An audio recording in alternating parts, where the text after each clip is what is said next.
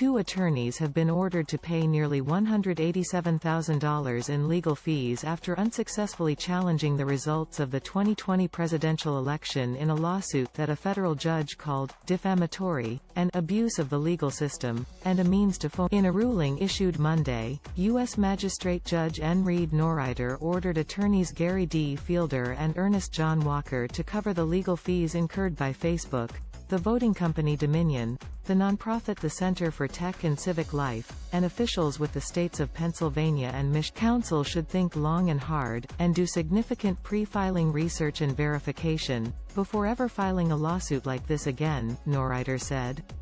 This lawsuit has been an abuse of the legal system and an interference with the machinery of government. Fielder and Walker had baselessly accused Facebook, Dominion, the CTCL, and state officials of plotting to steal the election from former President Donald Trump by altering votes, using unreliable voting machines, and counting illegal votes, among other tactics.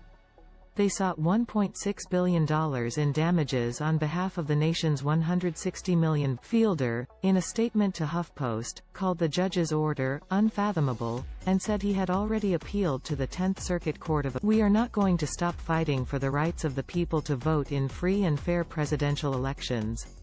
This is the cross to die on," Fielder said, repeating the falsehood that the 2020 election. After the attorney's case was dismissed in April, their counsel suggested paying each defendant $10,000 and argued that the defendants should not have reasonably spent more than that on their defense. The judge, however, determined that the defendants' costly months-long preparations for the case were reasonable and appropriate, considering they were faced with a 10-figure. Facebook, Dominion and CTCL each submitted billing records and timesheets detailing the professionals who had worked on their cases, along with their hourly rates. In all, 721 hours were clocked by the three entities' attorneys, totaling roughly $193. Norrider ruled Monday that Fielder and Walker must pay the three entities a total of $175,860.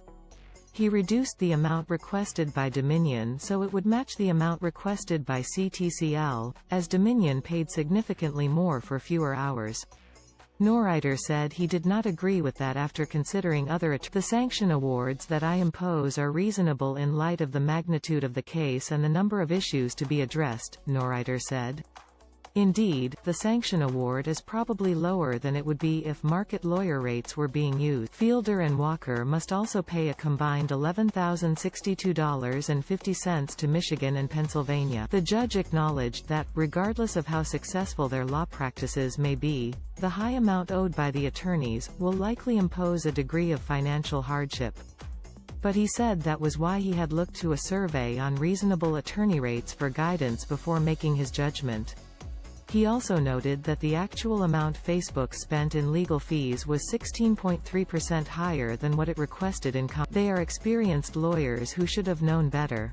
They need to take responsibility for their misconduct, he said of Fielder and Walker. The judge also said he recognized that the plaintiff's counsel had made a public appeal for financial contributions, from arguably innocent and gullible members of the public in order to supposedly hire experts to support this case. Fielder said at a hearing that his counsel had raised approximately $95,000 from approximately $2,100. Norrider called that fundraising, arguably deceptive. In reality, as disclosed at the hearing on sanctions, plaintiff's counsel hired no experts, either before or after filing the complaints, and did not speak to any of the alleged experts that were being used in other cases around the country, he said.